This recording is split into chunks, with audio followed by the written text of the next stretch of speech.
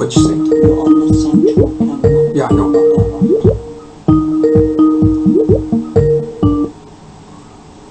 One ringy dingy, two ringy dingies. Hello, Phil. Okay, well, let's get some volume. Go ahead.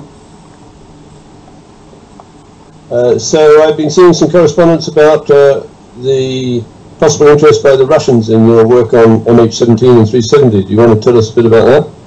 I'm not sure what you're referring to, and I've been busy all day long, but maybe if somebody else has seen it, they can put it in the chat room and I'll find it there. Where did you see that? I'm not sure the Russians are interested.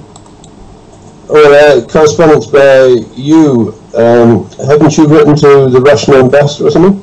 Yes, but that doesn't indicate interest on their part. That simply was my responding to some urging from some people in Australia that can see that the Russians are not impressed by what Australia and Malaysia and Netherlands are concluding. So I just stuck my nose in that, but I haven't heard from the Russians. I may not, but I always communicate with them just like I communicate with Trump and the 3 Marines.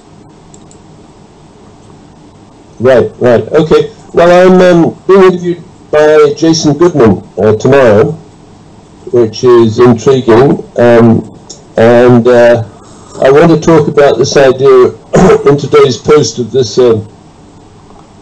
idea of a firefighter's remedy for the attack on North Tower of 911, which obviously has 2 components: the airborne component, where probably you have unrivaled expertise as someone who's actually shot missiles at drones. Have I got that right?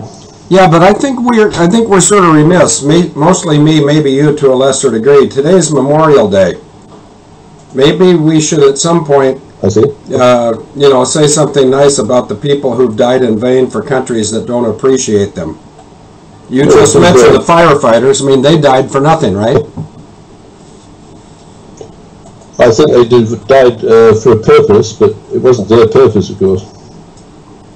Well, I think it's a waste of 343 firefighters, and I think that there's people that caused that to happen. So I think that we should, that's why in the radio show ad today, I put up many pictures of many people, and also I put up a videotape of the USS Liberty. 50 Memorial Days have come and gone, and there's been no resolution of the truth with what happened on I think it was the 8th of June in 1967. And I think at some point these people that are running the United States need to give some fitting attention to people who've died, not just go on to the next, kick it down the road and forget about it. So anyway, I think at some point during this show we need to do something for the benefit of all these people who've died from every country in every meaningless war.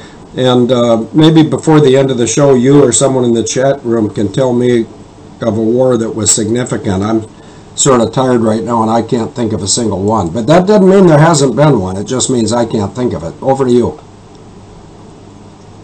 Yeah, well, I think whether I can get there fast enough or slowly, I don't know. But I think this idea of the firefighters' remedy could work in favor of injured communities everywhere in the world.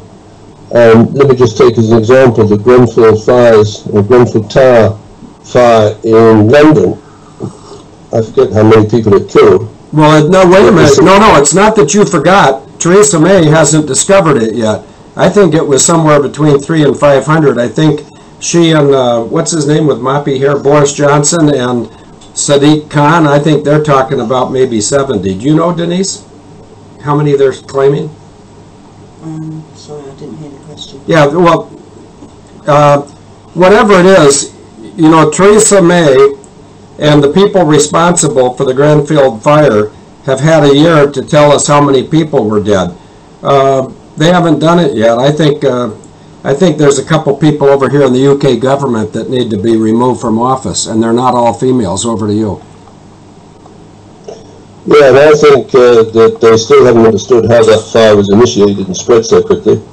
But I think we understand it. We have written extensively about it, and it appears that this cladding on the outside of the building that was supplied by the American company Arconic was designed as though it could be sold ostensibly as an insulation, but in fact, depending on what was sandwiched between the two layers of aluminum, it could turn into an incendiary and even generate a solid propellant rocket fuel reaction at a temperature of 5,600 degrees Fahrenheit. Now obviously that fire at Grenfell Tower didn't get up to 5,800 degrees, but merely by bombarding the aluminum plates with an electromagnetic beam to induce sparking, you could literally drive that fire around the building while betting was taking place on how many people would die as a result of the fire. And of course, Arconic has a series of patents that relate to that cladding, and the theory that I got at the moment is that the only organisation or profession that could do something in an informed, fact-based way are the firefighters. So in the case of the firefighters who were called to Grenfell Towers, or Grenfell Tower, why haven't they been interviewed in the media? And the firefighters that have been filmed after they exited, presumably, the South Tower, because interestingly, the first tower was hit on 911, was the North Tower, but it was the South Tower that came down first, for obvious reasons, because there was a meeting on the 47th floor of the North Tower between Serco and its investment bankers and Rothschild that were presumably coordinating the attack, and obviously absence the explanation as to why they were having a meeting or what they were meeting about. So what's really fascinating is, did you or do you remember, Phil, where the offices of the Worshipful Company of Firefighters and the Worshipful Company of Insurers is in London? No, I do not. Well, it's in the same office, which is kind of intriguing because historically, over hundreds of years, quite often the firefighters associated with one insurance company would go and set a fire so that the other insurance company would be penalised and preferably go out of business. So eventually you get a monopoly of insurance companies. And that's fast forward to the present. I believe, maybe you remember the flight number of that Singapore Airlines flight that came down, but MH17 and MH370 and that Singapore Airlines flight that came down were all insured by the same insurance company, an outfit called Alliance. Last letter is N. Okay, hang on just a second. Wait a minute. What Singapore flight are you talking about? You gave me three choices. Are you talking about a single flight or all three of them? I'm talking about the one that came down around the time that two NH flights came down. I'm not aware of one that came. When you say came down, you mean crashed? Yeah. I'm not aware of that, but in the case of both MH370 and MH17, at the time they were attacked, and they both were attacked, there was a Singapore flight vertically on top of both of them. In one case, and watch how fast Gobsmack gets this one.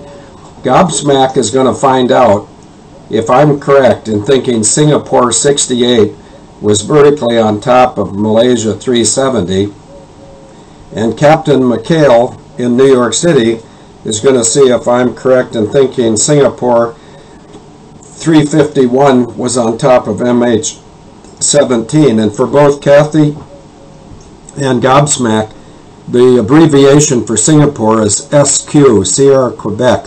So if somebody Googles Sierra Quebec 351 plus MH17, I think you'll get a winner. And the same is true of Singapore SQ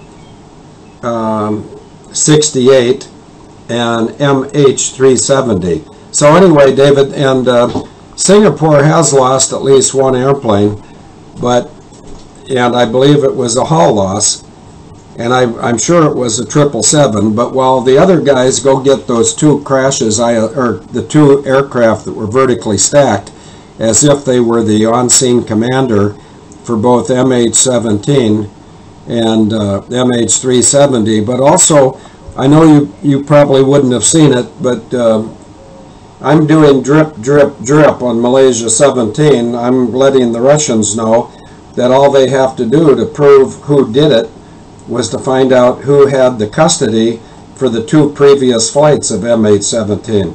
It flew in from somewhere to Amsterdam, and I have an advantage of foreknowledge here. It flew in from Diego Garcia, but that's for the Russians to determine, not for me to feed it to them.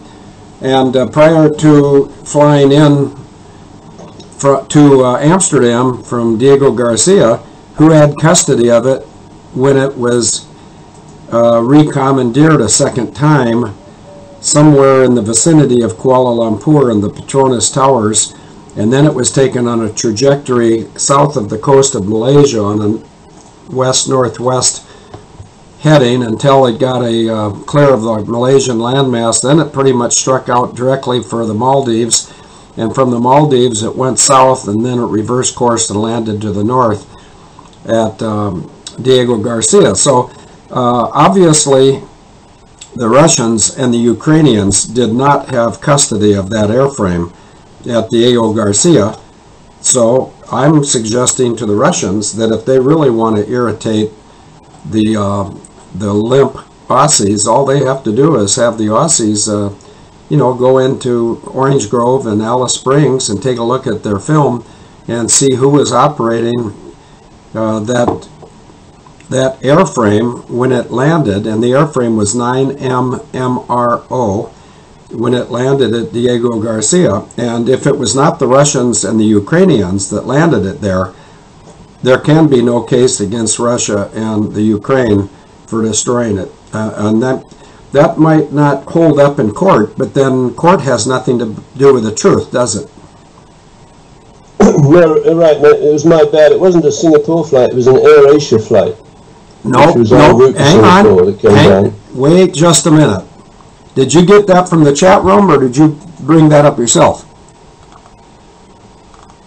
I brought it up myself. Okay, what about Air? I haven't seen the answer yet from Gobsmack and Captain McHale.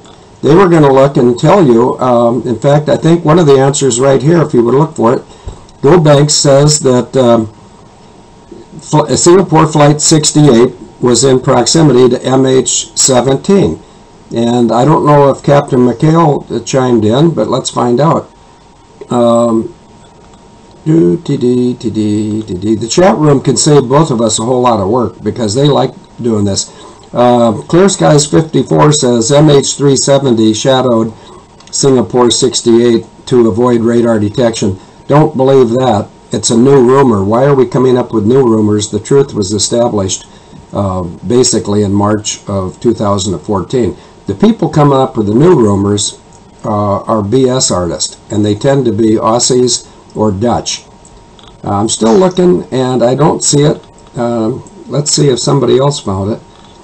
Anyway, I'm going to go find the answer to Singapore 351, which was vertically stacked on top of MH17. But what's this fourth airplane now you're entering into, or you're bringing into the equation?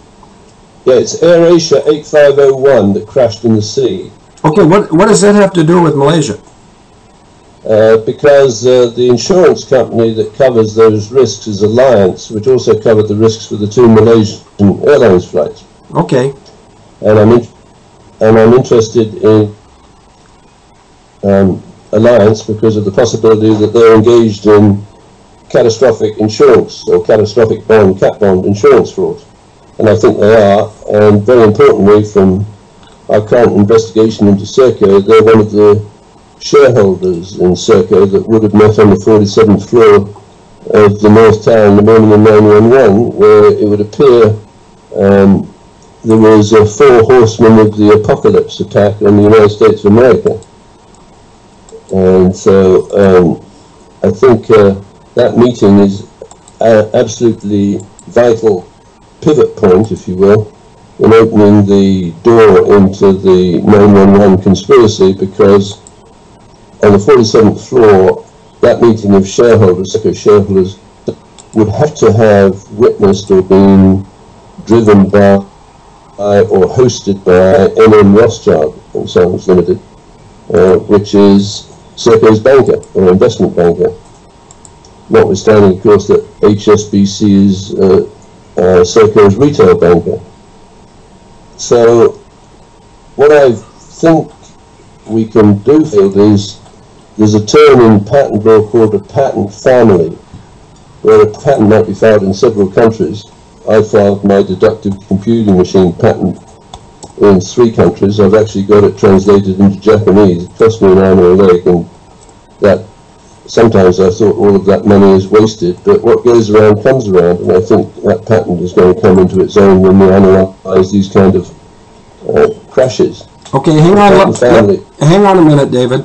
You said something about the Four Horsemen, and you just went right by like everybody understands it. I have no idea what you're talking about, and maybe the chat room doesn't either. So what's the significance of the Four Horsemen? Well, I was just describing it in terms of patent families. So a patent family is a basic idea, a patentable idea, where the application is made in multiple countries. So there's sort of a global, might call it deep state protection of the patent. So it's very difficult for someone coming along, and you might take the Boeing Honeywell uninterruptible autopilot. I think you probably identified, or we collectively identified, about 40 patents related to Boeing's history of technology that might relate to anti-hijacking procedures.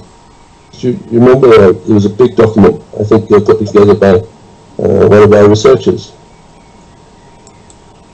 Is that a question? Yeah. I didn't hear the question. What's the question? Weren't there about 40 patents identified when we were analysing the protection that Boeing might have against hijacking, including ATI and things like that? I don't recall that at all. But have you responded to the person whose name is Todd and his last name is G, and he's contacted you about patent theft? About what? Patent theft? No, I haven't.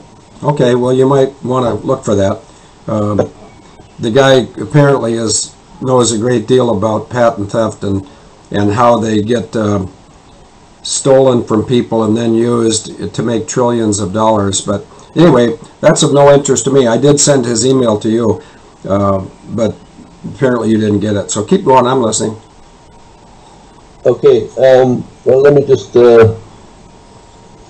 check that. I'm going to drop something in the chat room that relates to this family of patents that I think might be helpful for people to understand. In 1811, a man called John Hall tried to patent a breech-loaded rifle, and the Anglo-American superintendent of the United States Patent and Trademark Office, whose name was Dr. William Thornton, said that it had already been invented and he couldn't have his patent issued unless he added William Thornton's name to the patent, which apparently John Hall did. My reading of that is, this is an early sign, and 1811 was, interestingly enough, the year that Rothschild and Son was founded in the city of London. I think there's an indication that the United Kingdom, back in 1802, 1811, had every intention of maintaining control of the United States Patent and Trademark Office, which they probably have never relinquished, because in the wisdom, collective wisdom of the bureaucracy in the United States, they actually decided to outsource operation of the United States Patent Office to Serco. Not only the United States Patent and Trademark Office, but the training of the Marines at Camp Pendleton, the US National Visa Center, and the United States Defense Ammunition Center. So, for whatever reason, the American administration seems to have great faith in the integrity of Serco, and I think that's probably mistaken, don't we? Over to you. Yeah, I think Serco and the Senior Executive Service, the United Kingdom government, the Crown agents or the monarch or whoever wants to accept responsibility for their handiwork, and Israel are finding that they don't have a whole lot of supporters anywhere, and people are asking questions of all of these people. In the United Kingdom this weekend, besides the fact that on 2 nights in a row it got attacked by weather, in fact, in the London paper on Sunday, they talked about the Saturday night storm as being the mother of all thunderstorms. And depending on who you want to believe, 20,000 to 60,000 lightning strikes. And also in the UK news the last 24 hours is the same government that cannot find out how many people were in Grenfell after a year. I think June 17th is the 1-year mark for the Grenfell fire, and they still don't know how many people were killed. However, they arrested a man named Tommy Robinson, I believe on Saturday, and within 1 hour they had him arrested, tried, sentenced, and imprisoned for 13 months because he was videotaping activity outside a courtroom, where inside the courtroom Islamists were being tried for grooming pedophile children who tend not to be Islamist. In other words, these Muslim men in certain towns, and I think one of the towns is Luton, another one may be Telford, somebody in the UK named Gobsmack, or maybe Bugs up in North Yorkshire might refresh my memory. But over in Israel, they're coming up with a rule that you can't take pictures. In other words, people from the media, meaning the press, cannot shoot video of IDF forces shooting children. That's apparently a no-no. And in the United Kingdom, you can't protest Muslims who are committing pedophile acts against non-Muslim children. So I think, you know, between the shutdown of the media in Israel and the attempt to silence Tommy Robinson in the United Kingdom, these two countries are showing that they're not necessarily interested in the truth. Over to you, David. Yeah, I think they're... well, there's a very interesting patent taken out by Kinetic North America called Social Engineering Protection Appliance, and what you just said about not allowing certain classes of people to take photographs that might expose the corruption within, Kinetic is in that right up to its little eyeballs. And Kinetic is a British company that came out of Porton Down with Serco. Serco, I think, runs the facilities at Porton Down, and Kinetic has taken the sort of digital fires training that Serco is giving to Marines at Camp Pendleton and turning it against your country field. So I would think, I don't know whether it's worth getting too distracted by Kinetic, because if we take Serco down, Kinetic goes down with it, which would be very satisfactory. But I think I had some discussions in the last show that I was on with Jason Goodman, and he was commenting about how his listenership seems to have been sabotaged. And my guess is that Jason Goodman comes out with comments that are not very satisfactory to this Serco Rothschild combine. So they have ways of adjusting the crawler and locator efficiency on the internet so that his site would get fewer and fewer hits. And basically, I guess they hope that he would atrophy and wither away into the unknown. I don't think it's going to happen. I think he's a pretty good gentleman.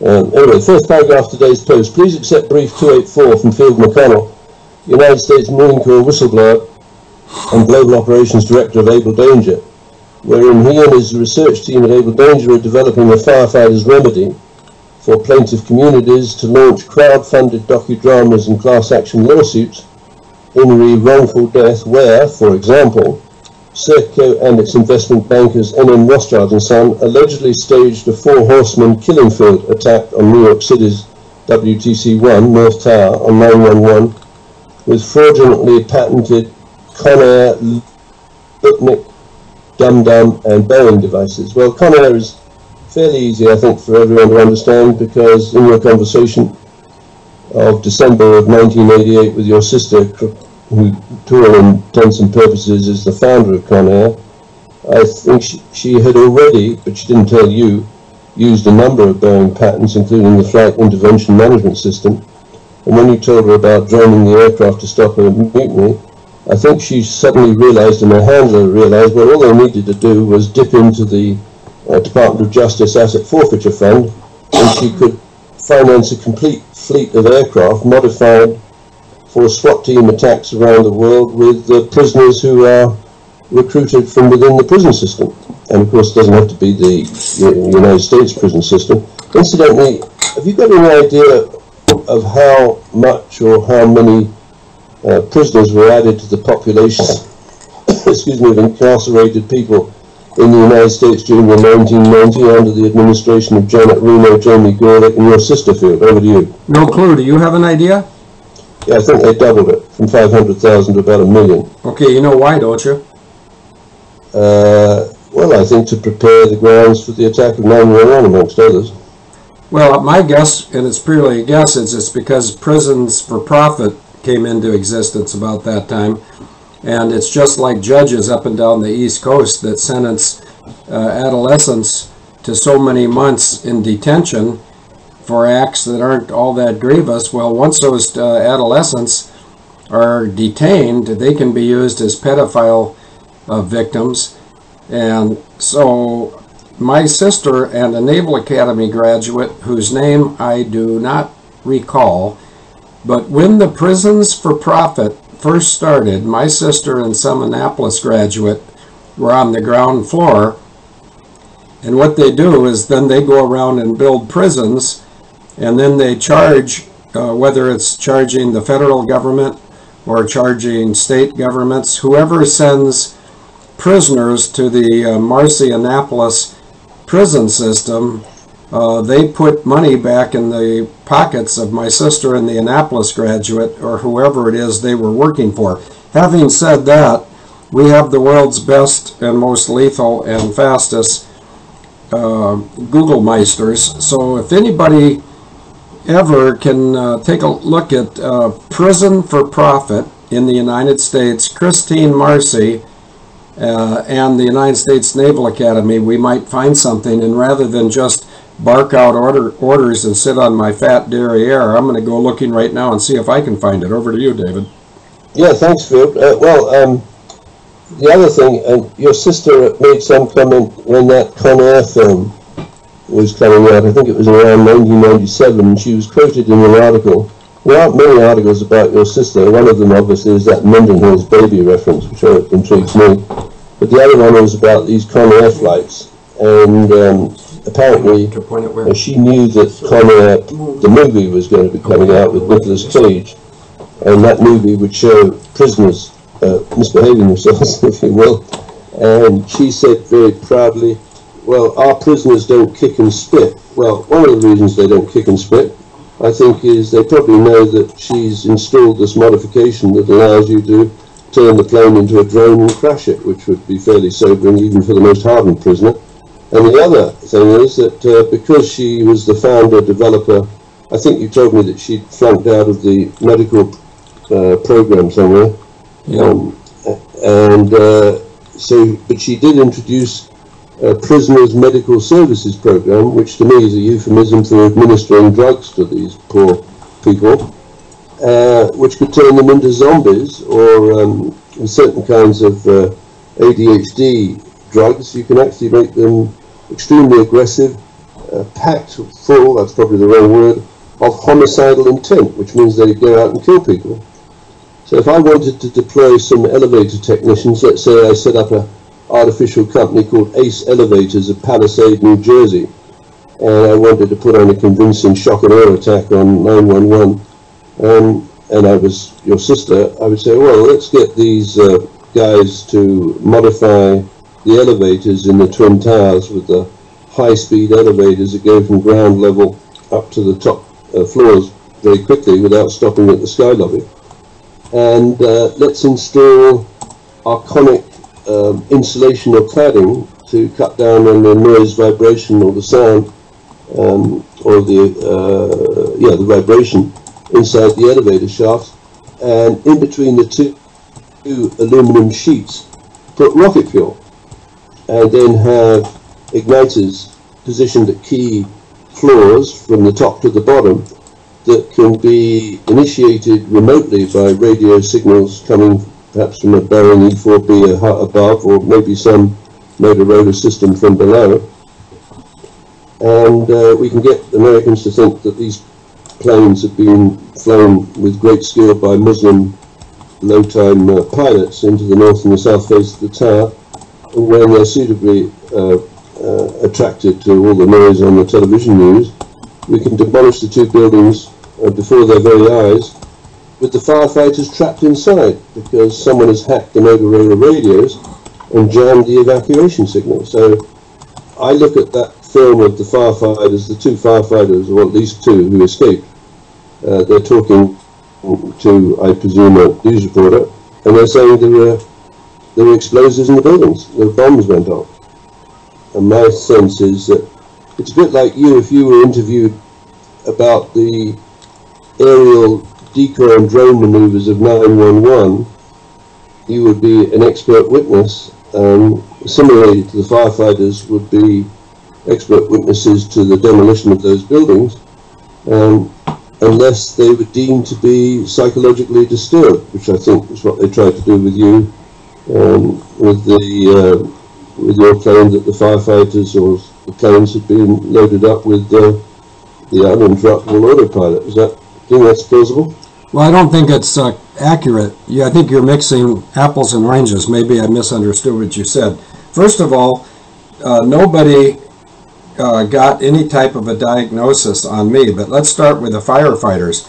Are you saying that somebody has deemed all the firefighters to be psychologically unstable?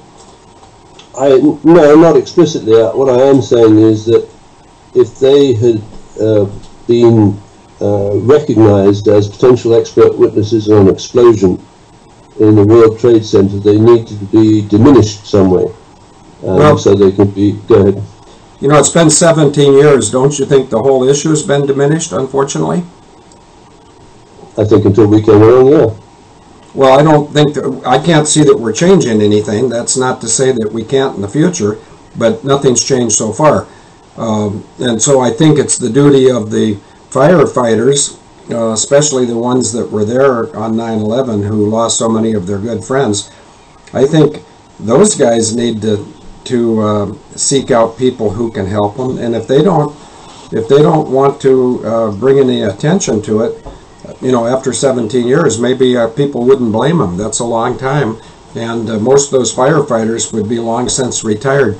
In our chat room right now, we have someone from New York City that very well may know the career length of a typical New York City police officer or New York City fire department employee, but we're talking about 17 years ago, and some very senior people. I think you put up a picture of a fire captain on one of our most recent shows, David, and that guy had 25 or 28 years of service 17 years ago, which means if he was still alive, and he's not, he died on 9/11. And I don't want you to think I'm not committed to trying to do something, but I can't see, frankly, what we can do that we haven't already done in 17 years. So rather than get stuck on something that doesn't bear fruit, if the people in the New York City Fire Department, the New York City government, and the New York City Police Department, their unions, don't ask for some help, I don't think there's sufficient interest where anybody's going to be interested. But maybe that's just my own opinion. In fact, I'm sure it is my own opinion because I just expressed it. But I think that there's bigger fish to fry, and there's fish that have been more recently gaffed that we can fry. But anyway, that's just my opinion. Go ahead, I'm listening. Yeah, and it's interesting because we have obviously very different backgrounds. But you would be an expert in fire making, I think, in the air, because you've actually, I doubt if very few people have actually shot a missile at a drone as part of getting a reputation as to being a rather out-of-the-box thinker and a pretty capable fighter pilot, right? I don't know. you know, what I used to be, I'm not sure it really matters, but as far as testifying in court, I think I've got my own little niche in history, and I don't think anybody, and somebody in the chat room just asked me, by the way, if the court proceeding on May 25th went, and it did, and the people were in and out of the courtroom in Massachusetts in 30 minutes, and it went in favor of the person for whom I'm the power of attorney. And I was not there, but I think that the legal proceeding that happened in Massachusetts on the 25th was really just a formality. I think that they had already established what was going to occur going forward, and they were just laying this issue administratively and from a legal standpoint to rest. And what I'm talking about, David, is you know, rather than go back 17 years and try to get interest, if anybody was interested, and I don't want to sound, maybe I am negative, I'll ask Denise. Denise, tell me if I sound negative. But if somebody in New York City or New York State or the fire department or the police department or the unions for the police or the fire department or the survivors of 9/11, if they were interested in our help, they would have certainly contacted us by now. I can tell you right now that the 9/11 victims' families aren't going to come knocking on our door because they appear to be quite happy with the settlement money and the official story, and I point the finger at one of the blood relatives of my college classmate, Chick Burlingame. You know, if she were seriously concerned with getting to the bottom of what happened to her college, or excuse me, my college classmate, her brother, you know, she knows where to find us, but these people aren't seeking us out. So I think, sadly to say, I think a lot of people that have skin in the game don't give a rat's ass. Over to you.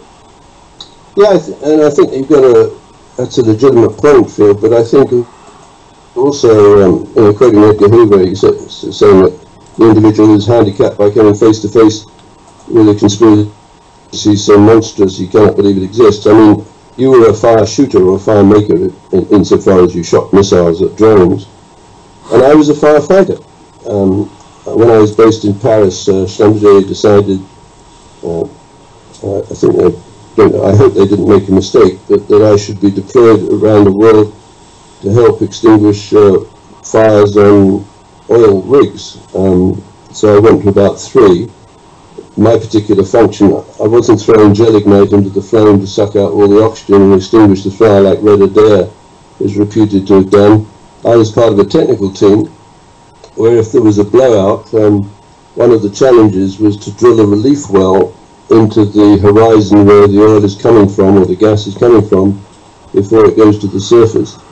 And if you can get close enough to pump slurry through the relief well and kill or destroy the permeability of the hydrocarbon producing zone around the wild well and snuff it out at the base. So, for example, with that Deepwater Horizon rig, I might, in a later incarnation, have flown out to that rig and tried to put it out. And out of curiosity, I would have been asking, well, how did this happen? And it was sabotage, really. Very obviously sabotage, but a very sophisticated form of sabotage using these patented devices. So the average rig worker, who doesn't have the time or the inclination to understand what can go on behind the scenes, would assume it was an accident or carelessness, because that's very fashionable to blame companies like BP of carelessness or failure to operate the safety rules. But I can tell you that BP is one of the best and safest oil company operators in the world. And so, well, how did the sabotage occur? Well, it was very simple. They hacked the communications to the rig, and when I say I would say that the Serco shareholders, known on Rothschild clients, hacked the communications to the rig, and they called the Schlumberger cement bond logging crew off the rig before the crew had recorded the cement bond log. And very briefly, the cement bond log is measured by lowering an acoustic device down the well, that pings against the formation, rather like pinging against a bell. And if there's no cement tying or bonding the casing to the formation, you get a muffled thud, you get a ringing sound. If there's a good cement job, it's like you put your hand on a bell and instead of going ding ding, it goes thunk thunk.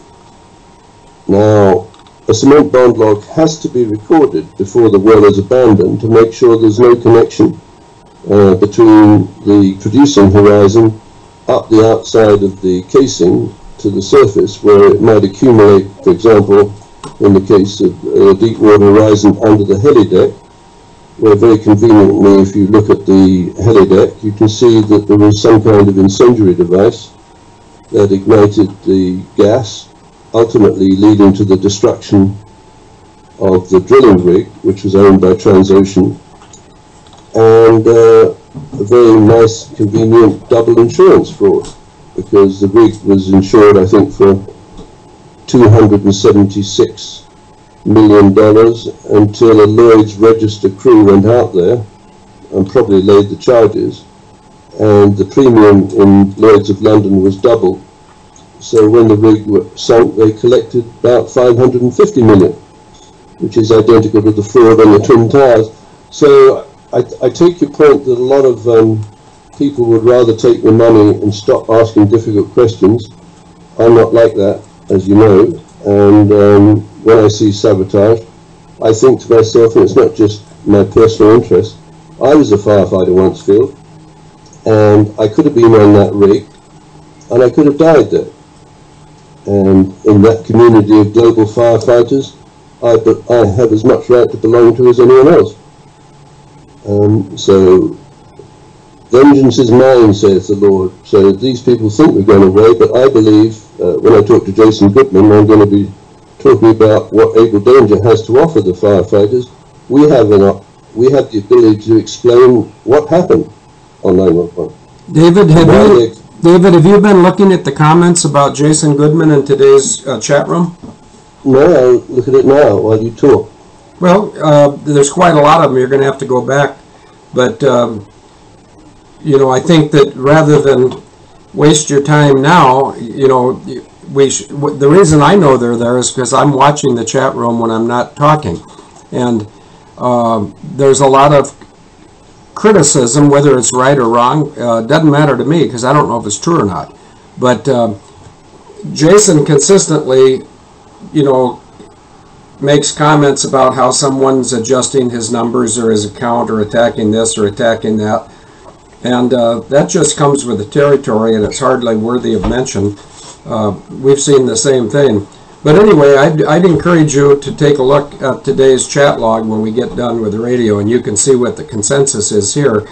And I don't have a horse in that race. I'm pretty busy just doing the radio show ads. But I do think that we have a very educated and enlightened and engaging chat room, and I think in this case 30 opinions are probably better than a single opinion. You know, 3 heads are better than 1, and I'm not trying to besmirch Jason Goodman. I just I don't know how much interest there is in the public about the subject after all that time. That's my concern. And you know, you just made a statement. If you went back and listened to what you just said, you said you have every right to be interested in this because you were once a firefighter. Well, you certainly do, but that doesn't translate into getting the New York City firefighters interested. And you and I have been talking about these types of things for 11 and a half years, and never in 11 and a half years has a New York City firefighter or policeman contacted us. And I asked, you might remember about 15 minutes ago, I said there's a person in the chat room right now who has a relationship to New York City and the fire department and the police department and 9/11, and I asked how long a typical career is, and the answer coming back from New York City was 20 years or less.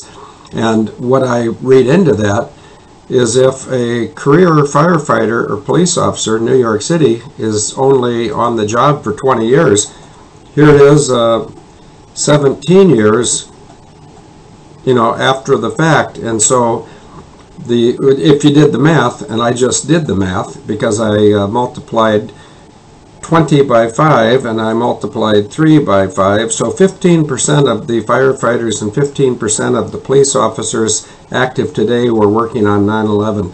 I don't think you'll find a great deal of interest in that 15%, but once again, that's an opinion, not a fact. But I think that if anybody was ever interested in what we had to say about 9/11 or certain other long ago events, they probably would have contacted us by now. And you can lead a horse to water, but you can't make him drink. And the same is true of generating interest in these issues. Yeah, you can put the information out there, but you can't force people to be interested in it. And that's my concern about stuff that's long since gone. I think if we could engage something that's on the front burner right now, then maybe by extension, as the lawyers would say, interest would go back, in time. But that's just my opinion. Over to you for yours. Yeah, you're absolutely right. We can't force anyone to do anything. But what we can do is lay out a case. Probably, I think it was Edison said, my work is 10% inspiration and 90% perspiration. So somehow or other, I think we have a plausible fact-explaining theory of what happened on 9/11. That you're right, it may have gone past a lot of the firefighters who were involved or who had friends who died on 9/11. But the point is, if the MO that they used to destroy those buildings and jam the firefighters' radios so they couldn't get out is the same MO as they used to ignite or initiate the incendiaries in Grenfell Tower, then we're not learning as we're doing. So I would argue that the people behind the Grenfell Towers are the same people as behind the attack on the towers in New York. So I think what's going to happen, and of course we may fail, we certainly can't force anyone, is I'm going to be talking about with Jason Goodman the idea of what I call the firefighters' remedy, where we set up an equitable account, an escrow account, which helps the firefighters develop a docudrama that explains how those buildings came down and communicate that to the wider public. And I think, provided we can get past the tendency, I think, for people to take an easy explanation as opposed to a difficult one in the case of these kind of events, we may turn on the larger public, but I may be wrong. Over to you. Yeah, well, you just mentioned something about a docudrama and having money. Do you have a source for that money yet, or do you not have a source? Do you have an idea where it could come from? No. I have an idea where it could come from, but... Okay, I missed that. Was that yes or no? Yes. Oh, you do have an idea for a source of money? Yes, crowdfunding. Okay. Anyway, continue. I don't have anything to add. Okay. So let's just take a look at this guy, Maurice Strong. Right now, he appears to have written a script. Let me just put it back in the chat room. AD believes that the Rothschild and Serco SWAT teams followed a Four Horsemen script for 911, drawn up by the late Canadian depopulationist. That means the guy who'd like to reduce the population of the Earth from 6 billion. I think he wanted about 500 million of his friends to be left on the planet after expunging a whole bunch of characters, probably including you and me, Phil, by the late Canadian depopulationist Maurice Strong, who had fantasized to a group of reporters about saving the planet.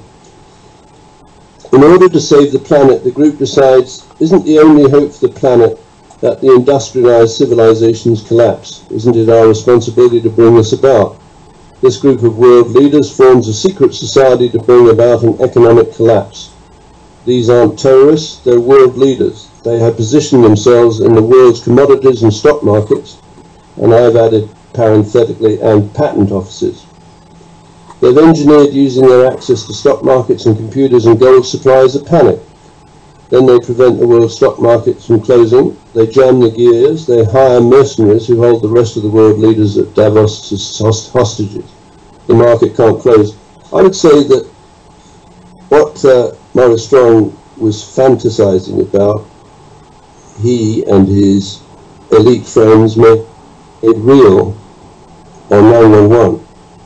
That was a panic that was intended to shut the markets down, or appear to shut down the markets while insiders enrich themselves.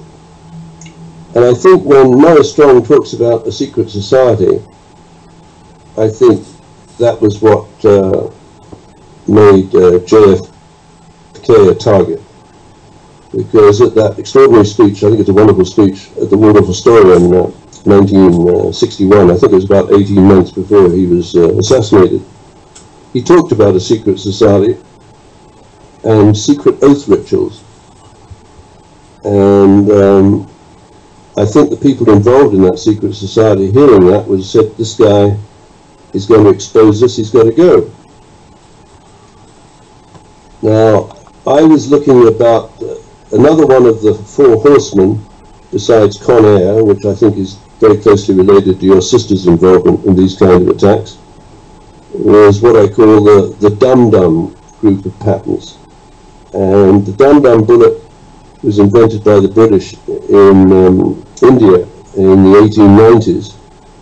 And they invented it because they said that fanatical tribesmen in the colonies, when they're attacking the British soldier, they can take up to 6 full jacket bullets. Is that the right term, full jacket bullets, Phil? Full metal jackets. Full metal jackets before stopping them. So in some cases they could get into British lines and cut the heads of the soldiers off. So they developed, I mean, they didn't actually invent it, because I think it was invented for big game shooting, but the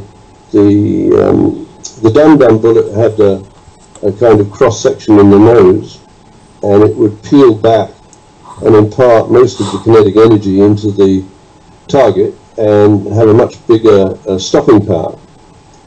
And of course, the characteristic of the dum-dum bullet is it wouldn't come out the other side.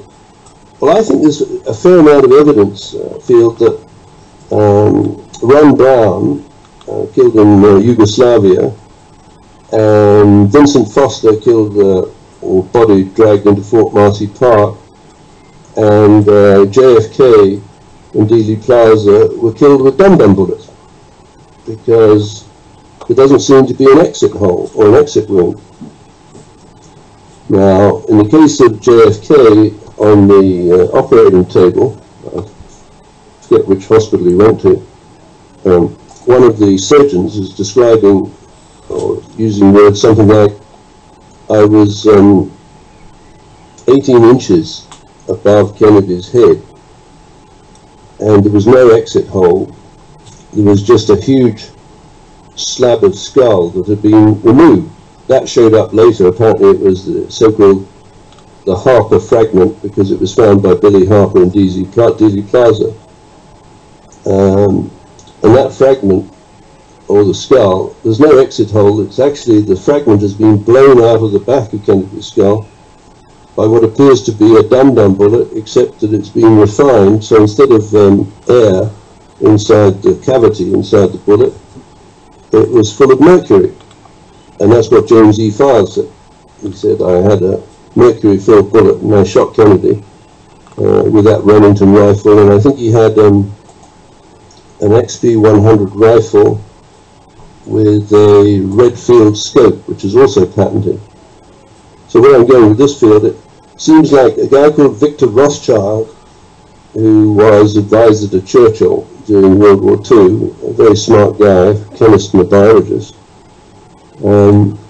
It looks as though he developed a refinement of the dum-dum bullet, which is now called a biological bullet. So you could put some really nasty stuff inside the bullet, and of course that may not be relevant to Americans, or they think it might not be relevant, but it does appear to provide a rather sinister explanation for the Department of Homeland Security's purchase of 1.4 billion rounds of hollow point ammunition to be distributed around caches in the United States, probably under the control of Con Air. What do you think? Over to you.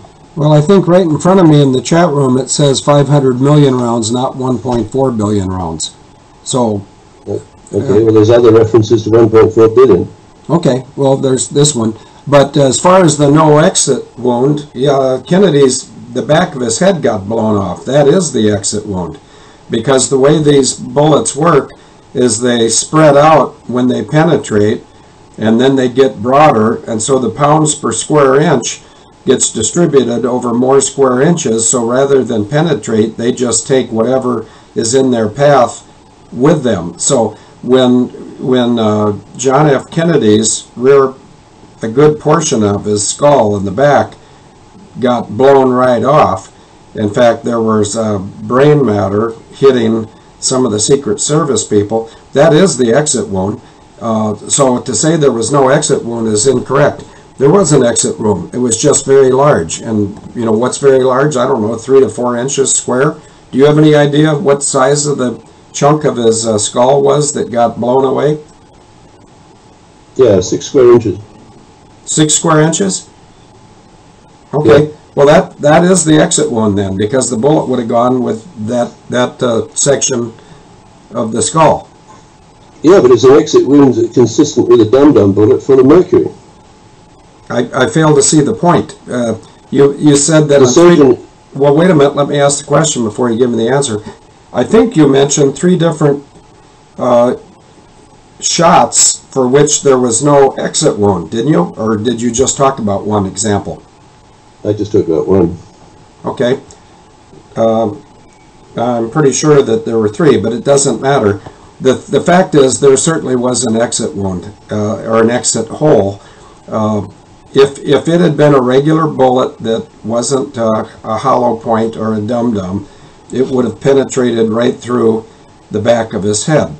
But to say that there was no, exit wound, I don't think that's academically even close, because the 6-inch square part of his skull that was missing was in fact the exit wound. Yeah, I think you're right, Fielder, and I think the surgeon or whoever it was attending, when JFK was on the hospital gurney or whatever it was, he was expecting to see a small exit wound consistent with a small entrance wound, but he didn't see that, and I mean, I don't remember exactly what his language was, but effectively describing that missing fragment of skull 6 square inches is consistent with the use of a dum-dum bullet full of mercury, which is what James E. Fire said he used to kill Kennedy. Now, it would be a very different crime scene investigation if the investigators asked the question, well, who would be capable of building these dum-dum bullets and filling them with exotic material? So you probably in the United States have 1.4 billion rounds of hollow point ammunition unaccounted for. When I say unaccounted, because the United States Defense Ammunition Center is run by Serco. So Serco would know where those rounds of ammunition are, but the government of Donald Trump and the Senior Executive Service and the Marines, I would predict, I mean they can prove me wrong or they can ignore me, I don't care, I don't think they know where those rounds have gone. Now, the great danger, of course, is if you have 1.4 billion rounds of hollow point ammunition and they've chosen to put some really nasty stuff like anticoagulants or ricin or anthrax or Novichok or hallucinogens inside that hollow space, that would, I think, scare even the bravest of National Guard or Marine soldiers, because one nick from this stuff and you could die a very painful death. I mean, let's say you've got nerve agents. Now, who, going back through World War II and World War I, or back to the 1890s, when the British had, I think, in stock at the end of the 19th century, I believe the British Army had about a stock of 60 million dum-dum bullets to be supplied to various outlets around the colonies.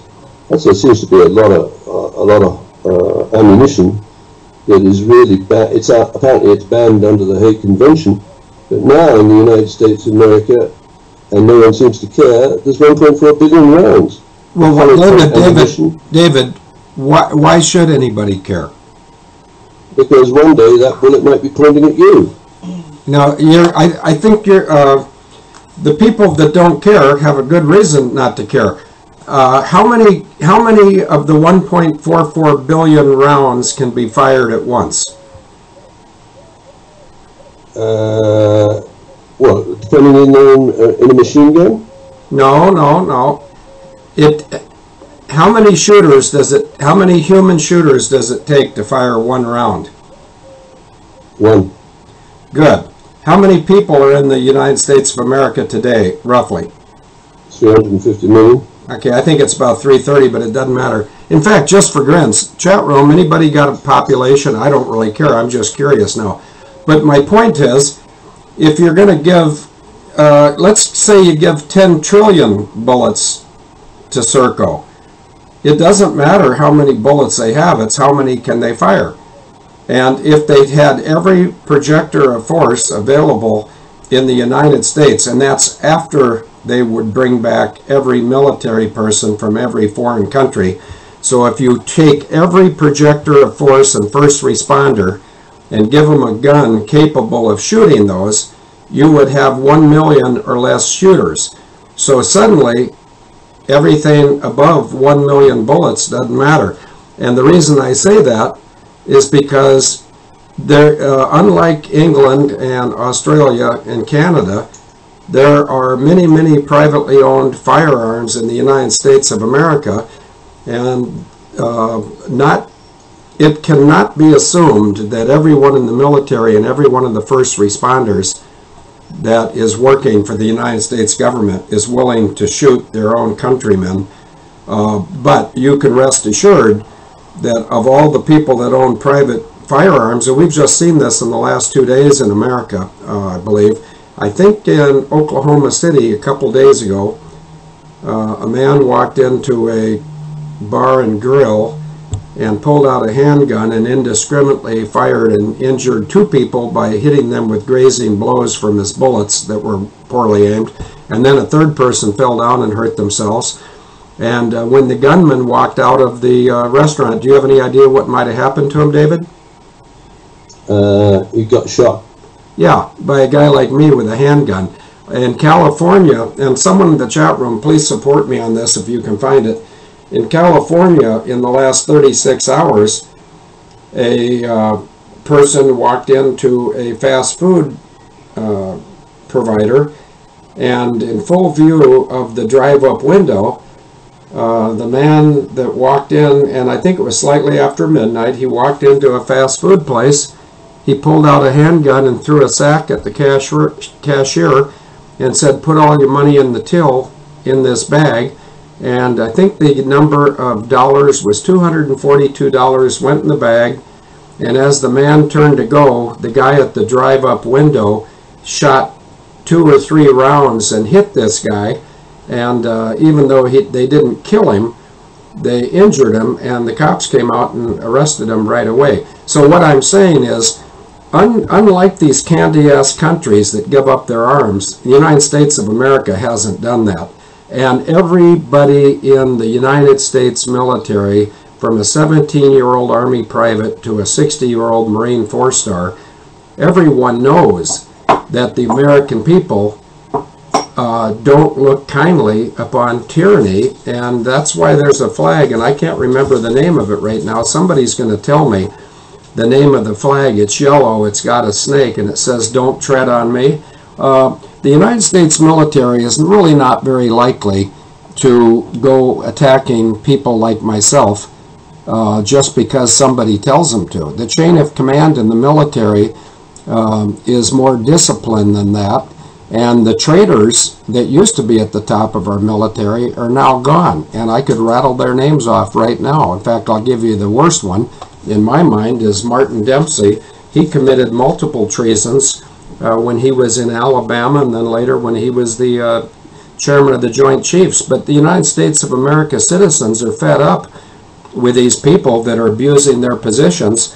And there's an awful lot of mature women.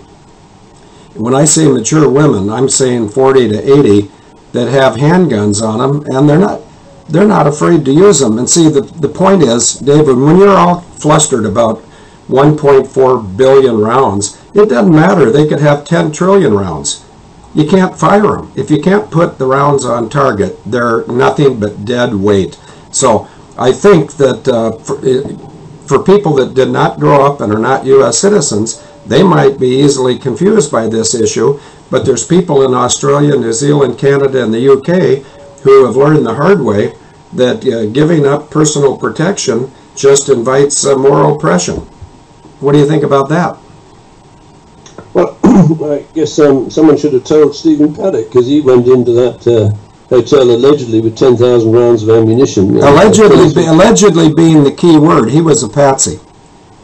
Oh yeah, I totally agree with you, but the way the media has set it up is that the public believes Stephen Paddock went in there with, I think, 23 semi-automatics, and about 8 of them modified with this bump stock patented device for continuous fire and 10,000 rounds of ammunition. And I'm thinking, wow, if a guy like that, who actually used to work for the government, I think he worked as a senior auditor with the Department of Defense in the IRS, and then he became a gambler. Okay, but David, he's still a patsy, so what does all this other happy horseshit have to do with the fact he's a patsy? And let me tell you something that's come out in the news in the last 3 or 4 days. A woman who was actually shot, she was in the field of fire at that Harvest Festival or whatever it was, last October 1st in Las Vegas. She's come out now, she and her husband, and they said they were being fired at by helicopters, okay? Did you hear what I just said, David? I've read the article myself. Okay, good. Well, if they're firing from helicopters, then what's going on up there on the 7th or the 27th or the 507th floor with Paddock? That's a sideshow. The offending fire came from helicopters. Now, do you know who owned those helicopters? No. Well, you should. We've talked about it. They were owned by Maverick Helicopter of Enterprise, Alabama. Now, do you remember which U.S. government official owns 50% of that? No. Okay, I'll turn it over to the chat room. Chat room, which U.S. government official that's currently in office owns 50% of Maverick helicopters? And those were the helicopters that were firing the bullets on October 1st in Las Vegas. So, David, let's just see how long it takes our chat room to come up with this. I don't think it'll be long, but go ahead. Yeah, and so the fascinating thing is who had custody of the command and control systems that deployed, and I think I agree with you and those witnesses. I think the fire was from a helicopter. It could have been hollow point and ammunition, but it probably wasn't in this particular case. So who has custody of the command and control equipment that would allow this, I think technically you would call it a man-in-the-middle attack on the Las Vegas local county sheriffs, etc., etc. Okay, David, stop talking and start reading. Take a look at the chat room. Everybody's getting it right. Take a look. Under the I am a veteran, take a look Sessions. Yeah, Jeff Sessions owns those helicopters. He's the Attorney General. There's a problem there. I totally agree. Yeah, so let's forget about Paddock. He's a patsy, just like Weinstein. Are you familiar with Harvey Weinstein? Well, no? Executed, but I know he's been arrested. Yeah, well, he's arrested because he's a pedo pert. But see, the good part is he's going to sing like a canary. That's my opinion, but that's also the opinion of people who are expressing opinions. And if you read about Harvey Weinstein being taken into custody in the last... Denise, do you know if it was yesterday or the day before? Harvey Weinstein in New York City. Somebody in the chat room will know. Maybe Friday. But, you know, he was smiling when he went into custody because he won't be there long. He'll sing like a bird. All these people, all of their evil acts are being revealed and exposed, and there's no place for these people to hide. I'm just going to go ahead, and I hope I don't overlook anyone, but I think I'm going to start with Mer Bailey, and I hope Bailey was the first one. And then second was Susan F. Gobanks thought John McCain. That's an excellent guess, but it's also wrong. Ryan W. said Jeff Sessions. Kimberly F. said Jeff Sessions. Kathy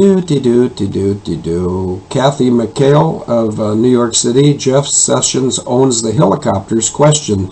Yes, he owns 50% of Maverick helicopters of Enterprise, Alabama.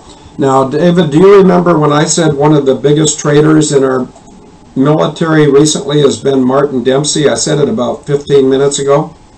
Yes. And I said he's committed multiple treasons.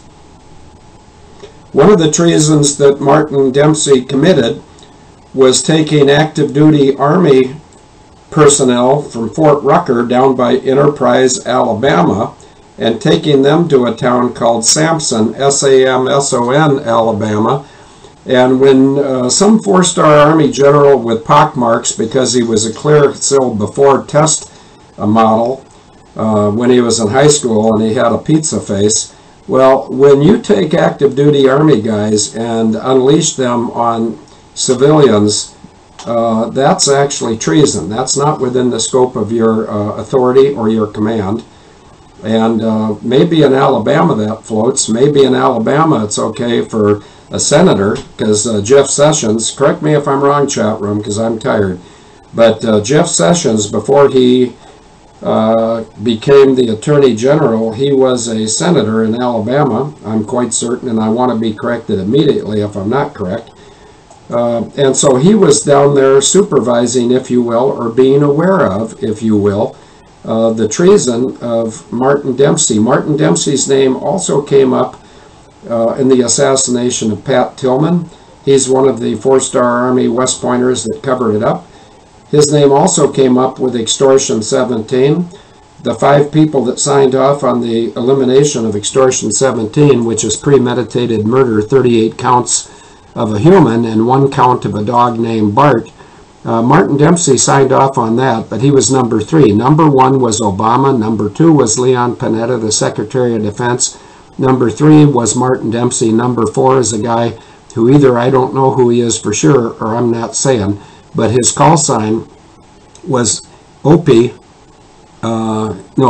G as in golf, Golf 87 diagonal Opie, O-P-I-E. And then the 5th guy was then Lieutenant Colonel, later Colonel Thomas Rickard, R-I-C-K-A-R-D. Now, those crimes are a little old too, but see, the beauty of the way Trump is going about things is he's very methodical, and he's got these tribunals and the sealed indictments set up. I'll bet you there's a lot of people, I'll bet you there's a large number of people in our chat room that are upset that Trump hasn't released the JFK documents totally unredacted. And I think, this is just an I think, it's an opinion, it's not a fact. I think he's being gracious to GHWB, which it's my opinion, he's deserving of no grace whatsoever. But once again, God's in charge, not me or Trump. But I believe that when GHWB kicks the bucket, by the way, he's in the hospital right now. Did you know that, David? Yes, I think I did. Oh, well, I'm not thinking, doesn't really, that's an opinion. Would somebody tell me if I'm right or if I'm wrong? Is GHWB in the hospital right now? And I think he is for low blood pressure. And I'm not a doctor, but I think a failing heart would deliver low blood pressure. David, over to you. Yeah, well, it's fascinating, Phil, because, I think, you make the point about the bullets and the pedophiles, and we've got Serco's dirty little hands on both, because if the Department of Homeland Security has procured 1.4 billion rounds of hollow point ammunition, that would be tracked through Serco operators at the United States Defense Ammunition, and other parts of the American government are tracking pedophiles with the British National Crime Squad. They happen to be using Serco as well. So Serco is not only tracking the images of pedophiles, it's tracking the hollow point ammunition. You put the two together, and that's a pretty toxic mix, because a lot of people could be blackmailed or extorted into silence, even as or while the 1.4 billion rounds of hollow point ammunition is delivered to people who mean harm to the United States. And of course, I'm talking about people who have formed con air SWAT teams, courtesy of your sister, where they're armed like Paddock was, or alleged to have been armed with bump stock machine guns that kill large numbers of people in a very short space of time, where the bullets have been loaded up with ricin or anthrax or whatever. Anyway, we covered a lot of ground field. I think I think we're very, well, I'm very encouraged. I think we're gradually getting closer and closer to the heart of the matter, but we'll see. Okay. I see one comment. I think I can paste it here. There's a question from Agent Bugs up in North Yorkshire, England, and she says, why does DHS need all the ammo for sniper rifles? Do you have an answer to that, David, before I give her my answer? Well, I think the answer would be that DHS has transferred the weapons, the ammunition, to certain insiders that don't mean well for the United States. Over to you. Yeah, my answer is shorter. They don't need it. So, Bugs, DHS doesn't need all that ammunition. It's just a fear deal. What good's the ammunition if they can't fire it? And they don't have enough rifles or pistols or any other weapons to fire it. There's not a whole lot of Americans who are going to fire on other Americans. That'll work in some countries. It won't work in ours. And perhaps that's one thing that Abel Danger has been able to help with. We've been able to get the voice that, well, several minutes ago, and I know you want to leave, David, we're going to quit too, but several minutes ago I mentioned that there's 1 million projectors of force or first responders in all the United States military, and that's after you call all the military guys back from foreign countries. And if all 100 million of those, excuse me, not 100 million, 1 million, if all of those 1 million projectors of force tried to attack Wisconsin, they'd be facing 850,000 hunters who are very acclimated to the woods. And, you know, the hunters in Wisconsin wouldn't come out and meet them on the streets where there's going to be collateral damage. They'd let the heroes wander into the woods if they want to get shot by some very skilled shooters that are also skilled at blending into the foliage. So I think if anybody in there, first of all, under Trump, nobody's going to deploy shooters against American citizens. And when I say under Trump, what I really mean is under Dunford, Mattis, and Kelly. Time may well prove that Trump is doing his job very admirably, and maybe he's being paid $30 billion to do that job. And I think he's divinely called to serve his purpose. But I, for one, am not afraid. I'm not afraid of walking around in the United Kingdom. And if I'm not afraid of walking around in the United Kingdom where there's no guns in every closet, I'm certainly not afraid of walking around the United States of America. Yeah, they might take a few big cities. They're not going to take the wide open spaces. They don't have the numbers to do it. And let's say they had 10 trillion rounds of ammunition. They'd all be dead before they shot 1 million rounds. David, over to you. Yeah, and I just thought that there's a very nice image that I trawled off the web of the Four Horsemen of the Apocalypse racing with the back view of damaged towers.